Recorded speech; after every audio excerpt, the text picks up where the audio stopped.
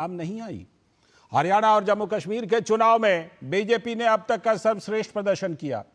तीसरी बार हरियाणा में बीजेपी की सरकार बनने जा रही है, जो रिकॉर्ड है हरियाणा में कांग्रेस को मिली हार से विपक्षी इंडी गठबंधन के गैर कांग्रेसी दलों में लगता है कुछ उत्साह दोगुना हो गया है, क्योंकि शिवसेना जो उद्धव गुट है उसने अपने मुखपत्र में लिखा है कि कांग्रेस को पता है कि जीत को हार में कैसे बदला जाता है। उद्धव ठाकरे की पार्टी महाराष्ट्र में सीट शेयरिंग को लेकर कांग्रेस को नसीहत दे रही है कि बिना गठबंधन के जीत मुमकिन नहीं है, तो आम आदमी पार्टी भी इसको कांग्रेस का अति उत्साह बता रही है। लेकिन शिकायत यह भी है कि कांग्रेस के नेता एलाइज को यानी अपने गठबंधन के सहयोगियों को सम्मान नहीं देते। उधर अखिलेश यादव ने तो एक कदम आगे बढ़ा दिया। यूपी विधानसभा के उपचुनाव में 6 उम्मीदवारों की सूची एक तरफा जारी कर दी, जबकि कांग्रेस सीट शेयरिंग पर बात करने का दावा कर रही थी। तमाम राजनीतिक पंडितों की भविष्यवाणी और एंटी इनकम्बेंसी की लहर बताने वाले कुछ लोगों को हरियाणा चुनाव ने संदेश दे दिया है।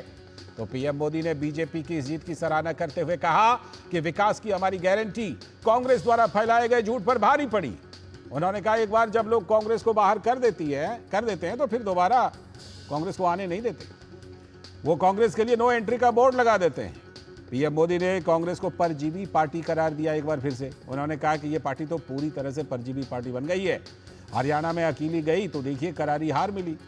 लोकसभा में कांग्रेस ने जितनी भी सीटें जीती उसमें आधे से ज्यादा सीटें तो सहयोगियों की वजह से जीती। जिसने कांग्रेस पर भरोसा किया उसकी नैया डूब गई। जानकार मानते हैं कि कांग्रेस पार्टी एंटी इनकम्बेंसी के सारे चुनाव में खुद को विकल्प बताती तो है, लेकिन अपने संगठन को दुरुस्त करने के बजाय एक नेता को आउटसोर्स कर देती है। हरियाणा में कांग्रेस नेता इस हार को एक परिवार का वर्चस्व बता रहे हैं, मान रहे हैं। इसके लिए कांग्रेस संगठन को जिम्मेदार ठहराते हैं। लेकिन राहुल गांधी जम्मू कश्मीर में गठबंधन की जीत को संविधान की जीत बताते हैं और वहीं हरियाणा की हार पर शिकायत करते हैं। पार्टी में अभी इस बात को लेकर घमासान चल रहा है कि अब हार की जिम्मेदारी किसके सर पर फोड़ दिया जाए।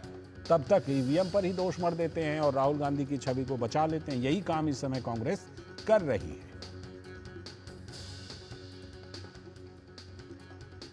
तो प्रधानमंत्री मोदी ने हरियाणा में कांग्रेस की करारी हार के बाद कांग्रेस को परजीवी पार्टी एक बार फिर से बताया। लोकसभा में कांग्रेस जितनी सीटें जीती उनमें आधी से ज्यादा सीटें वो अपने सहयोगियों की वजह से जीती है।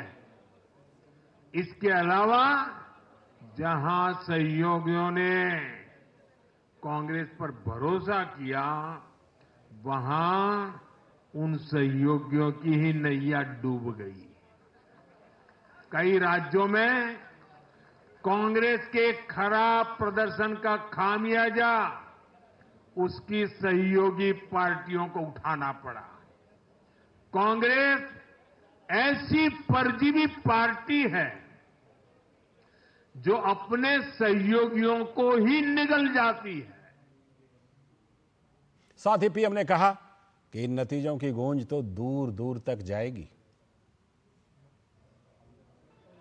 पहली बार ऐसा हुआ है जब 2 कार्यकाल पूरे 5-5 साल के 2 कार्यकाल पूरा करने वाली किसी सरकार को हरियाणा में फिर से मौका मिला हो। ये भारतीय जनता पार्टी को तीसरी बार मौका मिला है।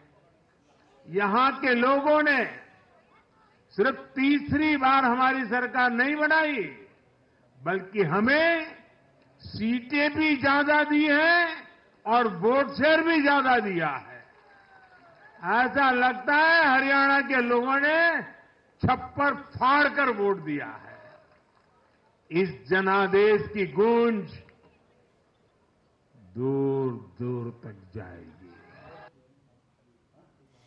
तो प्रधानमंत्री तो हमले कर ही रहे हैं, अपने भी नहीं छोड़ रहे हैं। आम आदमी पार्टी के नेता संजय सिंह का आरोप है कि कांग्रेस ने गठबंधन में आम आदमी पार्टी की कद्र की ही नहीं। मुख्यमंत्री तो कांग्रेस का बनना था, सरकार कांग्रेस की बननी थी। हम लोग कह रहे थे गठबंधन कर लो, गठबंधन कर लो, गठबंधन कर लो, गठबंधन नहीं किया। अब इसके बारे में कांग्रेस पार्टी से पूछिए उन्होंने क्यों नहीं किया। अब उनके बहुत सारे बयान उनके नेताओं के सोशल मीडिया पे वायरल हो रहे हैं। हमको कुछ समझते ही नहीं थे। तो अब आप उनसे पूछिए इस बारे में। हमने तो अपना प्रयास किया, हमने अपने गठबंधन का धर्म निभाते हुए प्रयास किया कि उनके साथ समझौता हो जाए, लेकिन आपने देखा कि उन्होंने गठबंधन नहीं किया, अकेले गए चुनाव। और सिर्फ आम आदमी पार्टी ही नहीं, शिवसेना उद्धव गुट के नेता संजय राउत का कहना है कि कांग्रेस हरियाणा में जीती हुई बाजी भी हार गई। मैं ये मानता हूं कि भारतीय जनता पार्टी ने जो चुनाव लड़ा है वो बहुत ही बेहतरीन तरीके से लड़ा है। हारी हुई बाजी बीजेपी ने जीत ली, ये मान्य करना पड़ेगा। और कांग्रेस तो जीत रही थी, ऐसी कोई व्यक्ति नहीं मुझे मिली देश में कि जो बोल रही थी, या पत्रकार हो या सर्वे की तो बात नहीं करूंगा, कि बीजेपी आ रही है, लेकिन बीजेपी आ गई। उनकी एक यंत्रणा है, उनका एक सिस्टम है, उनका एक मैनेजमेंट है, उनको मानना पड़ेगा। वहीं कांग्रेस की नेता कुमारी शैलजा ने हरियाणा चुनाव परिणामों पर लेकर निराशा जताई और कहा कि इस हार से कार्यकर्ताओं की मेहनत पर पानी फिर गया है। बहुत ज्यादा निराशा हुई है। आप सब वर्कर्स को देखिए, इतने समय से ये लगे हुए थे। ऐसे समय में जब कोई खड़ा होता नहीं नजर आता था, राहुल जी का संदेश लेकर हम गांव-गांव ठंड में, कड़ाके की ठंड में, कड़कती धूप में, सब जगह हमारे वर्कर फैले, एक संदेश लेकर गए, मेहनत की जमीन पर। लेकिन आज जब ऐसा नतीजा आता है, इनकी मेहनत पर, इनके पसीने पर, इनके खून पर पानी फिरा है। सही बात कह रही हैं कुमारी शैलजा। जाहिर सी बात है कि ये नतीजे कांग्रेस के लिए बड़ा झटका है, लेकिन दो राज्यों का ये पैगाम है क्या, क्योंकि इसमें कई तरह के संदेश छुपे हुए हैं। इसी पर खास चर्चा करने के लिए आज हमारे साथ धनंजय गिरी जी, भारतीय जनता पार्टी के प्रवक्ता, बहुत बहुत स्वागत। साथ में संदीप त्रिपाठी जी, कांग्रेस के नेता, बहुत बहुत स्वागत संदीप त्रिपाठी जी आपका भी इस खास चर्चा में। और हमारे सलाहकार संपादक विनोद मिश्र जी तो हमारे साथ यहाँ पर स्टूडियो में हैं ही, मैं उनसे चर्चा को आगे बढ़ाता हूँ। विनोद जी, इन दोनों राज्यों को, और खासतौर पर अब क्योंकि हम हरियाणा को लेकर ज़्यादा बात कर रहे हैं, तो हरियाणा का जो पूरा पैगाम है उसमें आखिर क्या हुआ? क्योंकि ऐसा लग रहा है कि कांग्रेस ये मानकर बैठी थी, कल की रिपोर्ट ये थी कि सब कई जगह पर घोड़ी बग्घे जो हैं वो जश्न मनाने के लिए मंगवा लिए गए थे, कहीं जलेबी छन रही थी, बन रही थी, कहीं पर ढोल बज रहे थे, लेकिन उसके बाद फिर ये सारी चीज़ें अभी कुमारी शैलजा जैसा कह रही थी, कांग्रेस के लिए बहुत बड़ा झटका है। ये हुआ कैसे? कांग्रेस को ये गफलत कैसे हुई? लाल जी, जैसे अभी अपनी रिपोर्ट में दिखा रहे थे, जो प्रधानमंत्री मोदी का जो आपने सुनाया है साउंड बाइट, तो पीएम जब कह रहे थे इस जनादेश की जो गूंज है वो बहुत दूर तक जाएगी, तो ये सीधा मैसेज इस इलेक्शन ने जनादेश दे दिया है, और उसकी गूंज यहाँ मीडिया में बैठे हुए लोगों तक भी जाएगी। और जो सियासत करने वाले, भ्रम फैलाने वाले लोगों की एक बात का ये बना लिए हैं कि लोगों में भ्रम फैला और चुनाव जीत गए, उसके पास भी जाएगी ये गूंज। और इस तरह के जो एक व्हाट्सएप यूनिवर्सिटी के जो लोग हैं और दिन रात नैरेटिव बनाते हैं, उसकी मैं एक वानगी देता हूं। जब अपनी रिपोर्ट में आप बता रहे थे डीडी के सटीक विश्लेषण की और उसकी चर्चा में वाकई काबिले तारीफ है, बिल्कुल, कि 9 बजे आते आते जो आप पूरे चैनल्स के डिस्कशन को देखिए, 70-72 सीट पे वो लीड करते हुए हुडा का, और उसके बाद आप सीधे प्राइम मिनिस्टर मोदी पे आ गए।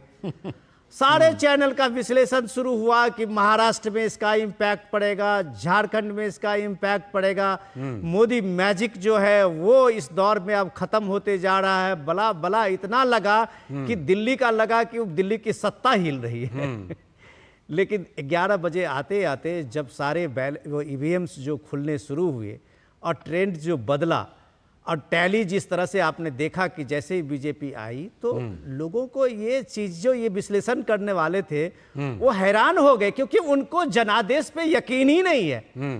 वो यकीन जो एक तरह से माहौल बनाते हैं इकोसिस्टम का, उन्हें लगता है पूरा देश इसी संविधान खतरे में, लोकतंत्र खतरे में जाएगा और एकदम माहौल बदल देगा।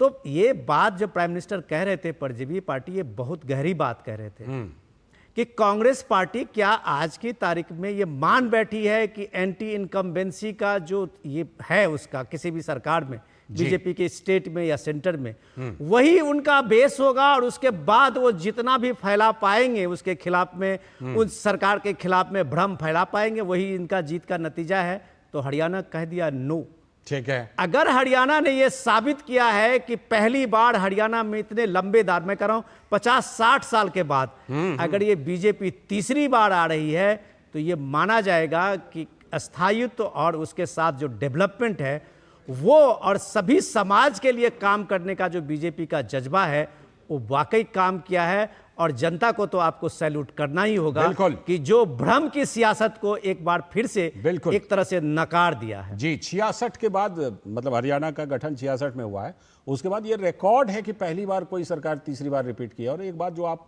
बहुत मार्केबल कह रहे थे कि कल तमाम मीडिया चैनल, जिसमें दूरदर्शन आपका नहीं था शामिल, डीडी न्यूज जो है वो हमेशा सटीक दिखा रहा था, लेकिन वो तमाम चैनल वो चीजें दिखा रहे थे जिनको कांग्रेस भी और यूट्यूबर इकोसिस्टम गोदी मीडिया, आपने सुना होगा सोशल मीडिया पर बोलते हुए, गोदी मीडिया करार देती है। लेकिन संदीप त्रिपाठी जी, आपके पास मैं सीधे आता हूं और आपका जवाब इस पर चाहिए कि हमने देखा कि बेचारा इस बार एग्जिट पोल जो है वो तो बच गया आरोप से कि वो अडानी अंबानी का नहीं था इस बार, ठीक है। और यहां तक कि एग्जिट पोल वाले इतने डर गए थे कि हमें पता चला कि दो बड़े हाउस ने तो एग्जिट पोल इस बार किया ही नहीं, क्योंकि बड़े घबरा गए थे जब जैसा ये लोकसभा चुनाव के बाद इकोसिस्टम ने उन पर करारा हमला बोला, बेचारे घबरा गए, किया ही नहीं उन्होंने। लेकिन कुछ लोगों ने किया एग्जिट पोल। अब लेकिन ईवीएम जो है, अब क्या लगता है कि चलो अब ईवीएम को ही शिकार बना लेते हैं अगर एग्जिट पोल शिकार नहीं बना, या फिर उसको उस तरह से आप नतीजे को समझेंगे जैसे कुमारी शैलजा अभी समझ रही थी और समझा रही थी? देखिए सर, अभी आपने दो सवाल किए कि आप ईवीएम पे आप मेरी कांग्रेस पार्टी की हमारी राय जानना चाहते हैं जी, और दूसरी चीज अभी आपने एक बात जो सर ने कही, विनोद जी ने, कि परजीवी, कांग्रेस परजीवी है, ये पीएम का कोट था दरअसल। जी जी, उस पर उन्होंने अपना वक्तव्य रखा, उस पीएम जी की बात को आगे बढ़ाया। तो दोनों पे बातें रख देता हूँ। पहली बात तो ईवीएम पे सवाल हमारे नहीं, ईवीएम पे सवाल भारतीय जनता पार्टी के 2014 के पहले, जिसमें लाल कृष्ण आडवाणी जी सुप्रीम कोर्ट तक गए। उसके बाद क्या क्या हुआ संदीप जी, वो भी बताइए। उसके बाद वीवीपैट हुआ, उसके बाद उसको फुल प्रूफ बनाया गया, उसके बाद शंकाओं का समाधान हुआ। 2009 में भारतीय जनता पार्टी ने विरोध किया था, उसके बाद तो 15 साल गुजर चुके हैं संदीप जी, बताइए। अब सर मैं अपनी बात रख रहा हूँ और मैं पूरी बात रखूंगा, इसलिए कि ईवीएम की बात आपने कही तो मैं छोड़ूंगा नहीं कुछ भी। 2014 के बाद जो है कोर्ट ने कहा कि जो है आपको वीवीपैट लगाना है, 17 तक वो जरूरी था, 17 तक लग नहीं पाया। उसके बाद ये सवाल हुआ, आज वीवीपैट से चुनाव हो रहे हैं। वीवीपैट की काउंटिंग का भी एक सुप्रीम कोर्ट का डिसीजन है कि उसमें जो है आप इतने जो है बूथों का कम से कम वीवीपैट की काउंटिंग कराएंगे, जो कि पिछले चुनाव में नहीं था, लोकसभा के चुनाव से आपने स्टार्ट किया। लोकसभा चुनाव में ये हुआ कि इतने बूथों की जो है आप काउंटिंग कराना शुरू की। ये एक सतत प्रक्रिया है। ईवीएम पे सवाल जैसे मैंने कहा कि हम ही नहीं उठा रहे, पूर्व की जो भी ये मैं थोड़ा सा मैं कुछ सेकंड लेता हूं। आप यही सवाल ईवीएम पर तब क्यों नहीं उठाते हैं जब आप कर्नाटक में जीतते हैं, हिमाचल में जीतते हैं, तेलंगाना में जीतते हैं? क्यों नहीं उस समय ये सवाल आप उठाते हैं? आते हैं सर, आते हैं, उस पर भी आ रहे हैं। अब बिल्कुल उस पर छोड़ेंगे नहीं सर, कुछ भी नहीं छोड़ेंगे। हम सिर्फ ये कह रहे हैं कि किसी भी चीज में एक सतत प्रक्रिया होती है। लोकतंत्र में हरदम शंका की गुंजाइश रहती है, सवाल उठते हैं, उसका समाधान होता है, ये होना भी चाहिए। और मैं ये कह रहा हूं कि अभी आपने कहा कि सवाल क्यों नहीं उठाते हैं लोकसभा में। अभी माननीय अखिलेश जी उत्तर प्रदेश से आते हैं, मुख्यमंत्री भी रहे हैं। त्रिपाठी जी ऐसे कितनी शंकाएं बैलेट पर हैं? त्रिपाठी जी, एक लाल जी, मैं एक सवाल मैं पूछता हूं, इधर उधर मत भागिए। आप अपने पार्टी के नेता का जो बयान है लाल जी जो बता रहे थे, उसको इंडोर्स कर रहे हैं कि नहीं? सिर्फ उसी पे आइए। कुमारी शैलजा कह रही है कि ये सीधे सीधे कांग्रेस के संगठन को, जो कुमारी शैलजा कह रही है कि इतनी मेहनत हमने की और हमारी मेहनत को बेकार कर दिया। कौन लोग हैं वो? ये बात जो सुरजेवाला कह रहे हैं कि 3 सीट की हमें जिम्मेदारी थी और हमने 5 सीट जिता के दिया, और बाकी जिम्मेदारी किसकी थी? ये सीधे आप उसमें बात आइए। बेचारी ईवीएम को छोड़ दीजिए, बख्श दीजिए उसको। अच्छा नहीं लगता अब ये सब बातें सुनने में। जो आपके पॉइंट बाकी शंका तो उठाने वाले बैलेट पर जो है 1 दर्जन शंका उठा देंगे। नेता जिम्मेदारी क्यों नहीं लेते? जिम्मेदारी लीजिए, जीतिए या हारिए। शैलजा जी का जो सवाल है, आपका तीसरा सवाल है, मैं इस पे भी जवाब दे देता हूँ। ठीक है। ईवीएम पर मैंने जो कहा, वो मैंने जितनी भी बातें की एथेंटिक। सर आप ईवीएम को बख्श दीजिए, मैं आपको वही रिक्वेस्ट कह रहा करता हूं, आप मैं भी सवाल वही पे कह रहा आइए। था, सर मैं भी सर, वही सवाल कह रहा पूछेंगे, था कि जवाब ये ना बातें दूं, बड़ी बेमानी तब भी लगती हैं अब, बहुत हो गया, बहुत ये वाले बेमानी सवाल लगती हैं, ये सुनने में सर, अच्छा नहीं सवाल- लगता। सर सवाल आपने पूछा, जवाब देना मेरा कर्तव्य था, मैं जवाब दे रहा हूँ। जी संतुष्ट होना ना होना वो दर्शकों पे छोड़ दीजिए, उससे बहस की गुंजाइश हो सकती ठीक है, लेकिन मैं जवाब ही ना दूं, ये तो गलत होगा। नहीं जवाब मैं तो सिर्फ दीजिए इतना बिल्कुल। बिल्कुल, मैं सिर्फ ये कह रहा हूं कि ईवीएम पे सवाल जीतने पे भी रहे हैं और हारने पर भी रहे हैं। ईवीएम पर अगर कहीं पर भी शक शुबा की गुंजाइश पहले भी थी, आज भी है, उस पर उसका समाधान होना चाहिए। एक बात और बैलेट मैं पर कह कितने देता हूं, शक की गुंजाइश पड़ती है सर, संदीप जी, मुझे बताइएगा। सर, बैलेट पर मैं कितने, 1 दर्जन शक नहीं होते हैं? बहुत सारे थे, होते हैं बहुत ना? सारे हैं, उसमें तो सुधार फिर तो बिल्कुल, सर। शक का कहते हैं, शक का इलाज तो कहा जाता है कि आ लुकमान रहे हकीम थे। के पास भी नहीं। सर सर, ठीक है। बैलेट से हम ईवीएम पर आए, उसकी 3 वजह थी कि एक रिजल्ट शीघ्र आ जाएगा, उस पर टाइम लगता था। सर कल रिजल्ट 7:30 बजे तक आया। नहीं आपसे टाइम आप नहीं मुझे था पहले। इन टोटल बताइए, क्या आप हरियाणा चुनाव से यही ईवीएम वाला संदेश ले रहे हैं या कुछ ऐसा संदेश ले रहे हैं कि हरियाणा में लोगों ने कांग्रेस को क्या संदेश दिया? धनंजय जी आ रहा हूं आपके पास, आ रहा हूं।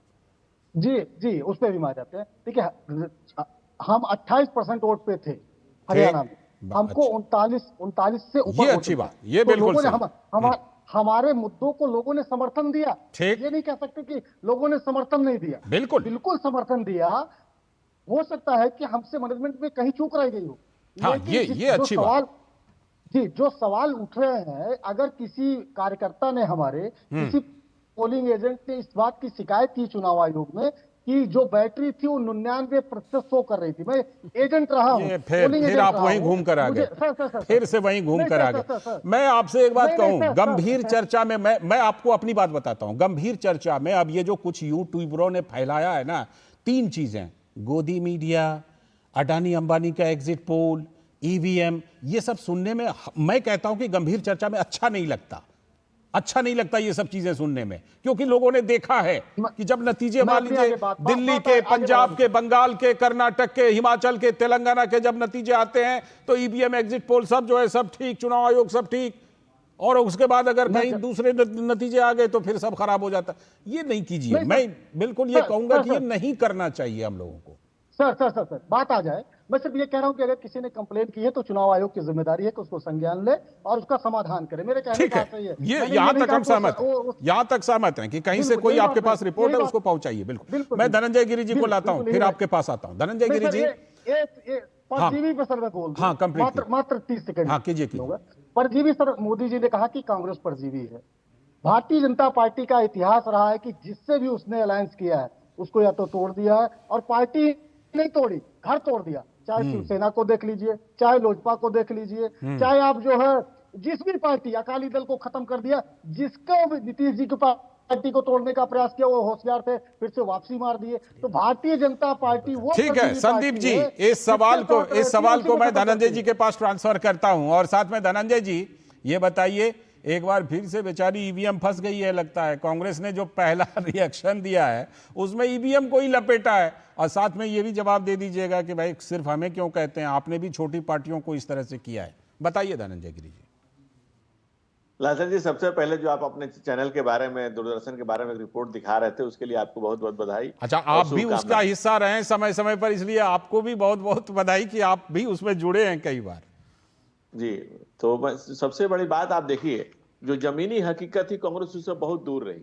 और अगर राहुल गांधी और प्रियंका गांधी को जरा सा भी विश्वास होता कि हम चुनाव जीत रहे हैं, तो कल जब रिजल्ट आने वाले थे तो बाहर भ्रमण में नहीं जाते, वो कम से कम भारतवर्ष में होते, लेकिन दोनों भारतवर्ष छोड़ के बाहर थे। नहीं, लेकिन भरोसे में कमी नहीं थी, जलेबी छन चुकी थी, इसलिए आप ये मत कहिए कि भरोसे में कमी थी।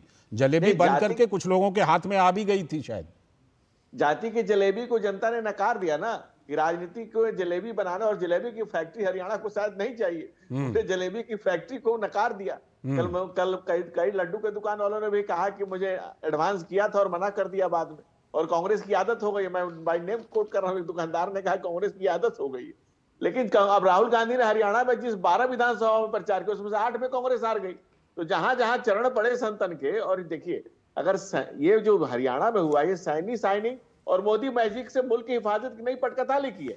लेकिन धनंजय जी, आपको लगता नहीं है कि इस बार जो है मोटे तौर पर कांग्रेस ने एक तरह से हुड्डा परिवार को दे रखा था कि आप जिताओ, तो बहुत ज्यादा मुझे लगता है जिम्मेदारी बहुत ज्यादा कुमारी शैलजा की या राहुल गांधी की बनती है नहीं, ज्यादा जिम्मेदारी हुड्डा परिवार की बनती है। देखिए, हरियाणा का चुनाव केवल कुछ सीटों की जीत हार का चुनाव नहीं है, यह फेक नैरेटिव को स्वीकारने और नकारने का चुनाव था। जनता ने फेक नैरेटिव को नकार दिया, दलित नेतृत्व को उपेक्षा ने हरियाणा की जनता ने बर्दाश्त नहीं किया। हरियाणा नहीं बल्कि इनके सहयोगियों ने भी राहत की सांस ली है। आप देखें, जितने इनके सहयोगी इन पर चढ़ बैठे हैं कि लड़े सिपाही और नाम हवलदार के, कांग्रेस कितने दिनों तक दूसरे के कंधे पर चढ़ के सत्ता का सुख भोगेगी। हमारे सिपाही क्षेत्रीय दलों ने अपने कंधे से इनको उतारना शुरू कर दिया धीरे धीरे। कांग्रेस इसीलिए आप परजीवी करार देते हैं कांग्रेस को। देखिए, कांग्रेस ने हमेशा से परजीवी रही है और दूसरे के भरोसे चलती रही है। आप देखेंगे तो लगातार अलग अलग प्रदेशों में अलग अलग दलों के बल पर कांग्रेस अपना दुकान चला रही है। कांग्रेस की स्थिति अत्यंत ही कमजोर हो चुकी है। एक तो चुनाव के पहले अलग अलग दलों से रिश्ता तोड़ा, बाद में उसको सहयोग दी। अब वो आज देख लीजिए, आप बिहार, बंगाल, उत्तर प्रदेश, महाराष्ट्र, झारखंड, सब जगह ही बात हुई। सभी लोकल रीजनल पार्टियां इनको धमकाए जा रही हैं। आप उद्धव हो, तेजस्वी हो, हेमंत हो, अखिलेश हो, न जाने कितने। लंका में जब आग लगी सभी भाग निकले अलग अलग देश एरिया में। अब चाहे सोने की लंका या सोनिया की कांग्रेस, दोनों की दुर्दशा एक ही होने जा रही है। आप देखते जाइएगा धीरे धीरे। और कांग्रेस परजीवी दल है, ये तो प्रधानमंत्री ने जो घोषणा की है, देखिए ठीक है, जातीय वर्चस्व आरक्षण के लिए भी बहुत बड़ा खतरा साबित हो रहा है। हरियाणा की जनता ने इस पर लगाम लगा दिया।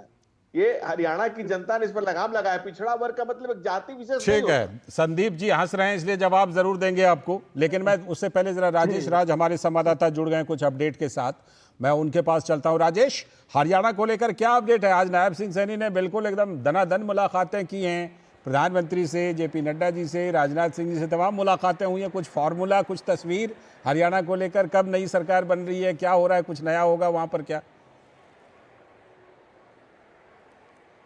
हाँ, देखिए, आपने बिल्कुल सही कहा कि लालचंद जी की नायब सैनी जो निवर्तमान मुख्यमंत्री हैं हरियाणा के, उन्होंने आज सिर्फ प्रधानमंत्री से ही मुलाकात नहीं की बल्कि राष्ट्रपति द्रौपदी मुर्मू से भी उन्होंने मुलाकात की, जेपी नड्डा से मुलाकात की, रक्षा मंत्री, गृह मंत्री और जो हरियाणा के प्रभारी हैं धर्मेंद्र प्रधान, इन तमाम लोगों से मिलने के बाद जो है एक तस्वीर ये उभरने की संभावना दिखाई पड़ रही है कि बहुत जल्द जो है वो शपथ ग्रहण का कार्यक्रम तय किया जाएगा। विधायक दल की बैठक पहले होगी और विधायक दल की बैठक में नेता चुने जाने के बाद शपथ ग्रहण का कार्यक्रम होगा। लेकिन इससे पहले 3 जो निर्दलीय विधायक हैं हरियाणा के, उनका 2 का समर्थन जो है वो भारतीय जनता पार्टी को मिल चुका था। अभी हम नवीन जिंदल जो देश के चर्चित उद्योगपति हैं और कुरुक्षेत्र से बीजेपी के सांसद हैं, उनके घर पर हैं। यहाँ पर अभी से कुछ देर पहले हरियाणा के प्रभारी धर्मेंद्र प्रधान, विप्लव देव, सुरेंद्र नागर वो सावित्री जिंदल से मुलाकात के लिए आए थे।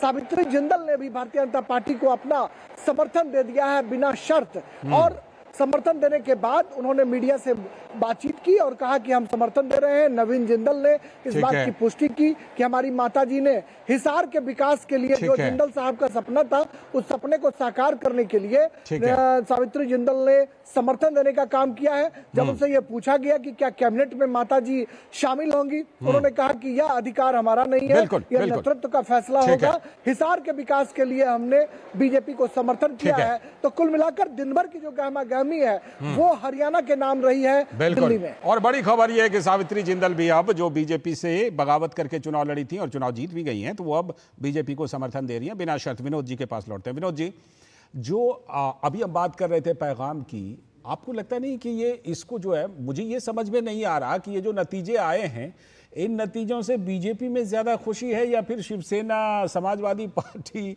और इस तरह की तमाम पार्टियां, आम आदमी पार्टी, मुझे ये समझ में नहीं आ रहा खुश कौन ज्यादा है? तो पहले तो मैं ये राजेश राज की बात को आगे बढ़ाता हूं कि बीजेपी का नंबर आप देखिए कि वो 51 के आसपास चला गया, 48 जोड़ 3 51 हो गया। तो ये 51 सीटें अब लगभग, ये इसमें से 2 तो ऐसे ही थे जो बीजेपी से टिकट नहीं मिलने के कारण इंडिपेंडेंट में कैंडिडेट बने थे और वो जीत के आए और फिर बीजेपी में आए, वो कोई बहुत बड़ी बात नहीं हुई। लेकिन एक जो है जिनको कांग्रेस से टिकट नहीं मिली थी, तो वो फिर दोबारा जो है जीतने, निर्दलीय जीतने के बाद वो फिर आए हैं। कांग्रेस वहां पे 3 या 4 नंबर पे आ गई।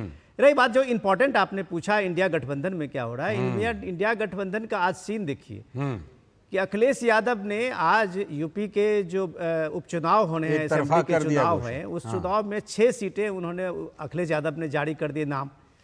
कांग्रेस पार्टी इतने दिन से कह रही थी कि ये हमारा अलायंस के बीच में इंडिया गठबंधन में इसके लिए मीटिंग हो रही है, हम अपने कैंडिडेट को उतारेंगे। और आज हरियाणा के इलेक्शन के नतीजे कल आने के बाद और आज सपा के पार्टी की तरफ से 6 लोगों का नाम जारी कर दिया, जिसमें 2 सीटें ऐसी है जिसमें कांग्रेस की दावेदारी रही है और कांग्रेस के इसको अपना एक पारंपरिक सीट मानती है। उसके अलग आप देखिए कि महाराष्ट्र में क्या हुआ है, तो शिवसेना उद्धव ठाकरे के ने पूरी तरह से कांग्रेस को एक अल्टीमेटम और डेडलाइन दे दिया है कि आप 24 घंटे में अपना सीएम का चेहरा बताएं, नहीं तो कल तक हम जो है वो अपना उद्धव ठाकरे अपने सीएम का चेहरा का नाम बता देंगे। आप आम आदमी पार्टी का देख लीजिए, वो सीधे सीधे कांग्रेस को इस हार के लिए जिम्मेदार बता रहे हैं, आपका अहंकार है। तो दिल्ली के लिए वो कह रहे हैं कि कांग्रेस से अलायंस करने का कोई फायदा नहीं। ठीक है। तो ये सीधे इस बात को समझने की जरूरत है, जब जी कांग्रेस पार्टी किसी भी तरह से कहीं जीत हासिल करती है तो पूरा प्रेशर वो अपने पहले अलायंस पे ही बनाती है, और जैसे ही वो हारती है तो उसका बदला लेते हुए अलायंस भी उनको एक रास्ता दिखाता है। संदीप जी, अब प्रेशर आपके ऊपर, सबसे पहले प्रेशर कहां, महाराष्ट्र में, झारखंड में और दिल्ली में, अब प्रेशर आपके ऊपर पड़ेगा और पड़ने लगा है। देखिए सर, पहले इन सवालों के जवाब के पहले हमारे धनंजय भाई ने 2-3 बातें कही, मैं जल्दी कीजिएगा क्योंकि हमें फिर चर्चा खत्म भी करनी है।